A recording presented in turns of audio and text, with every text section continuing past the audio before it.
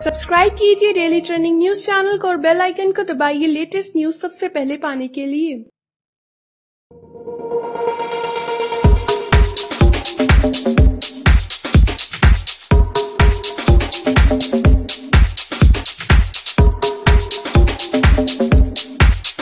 पूर्व प्रधानमंत्री मनमोहन सिंह ने गुरुवार को पेश किए गए बजट में किसानों की आय को दोगुनी करने को लेकर किए दावों पर खारिज किया है। विश्व प्रसिद्ध अर्थशास्त्री ने कहा कि ये संभव नहीं है कि 2022 तक किसानों की आय को दोगुनी कर दिया जाए। वित्त मंत्री अरुण जेटली ने अपने बजट भाषण में कहा कि साल 2022 तक किसानों की आय को दोगुनी करने को लेकर केंद्र सरकार प्रतिबद्ध है, लेकिन पूर्व प्रधानमंत्री और ख्यात अर्थशास्त्री मनमोहन सिंह जेटली के दावों से असहमति जताई है। पूर्व प्रधानमंत्री मनमोहन सिंह ने कहा कि 2022 तक किसानों की आय दोगुना करना तब तक संभव नहीं है जब तक कृषि क्षेत्र की वृद्धि दर 12% तक नहीं पहुंच जाती, और जब तक हम इसे नहीं पा लेते यह केवल जुमला ही है।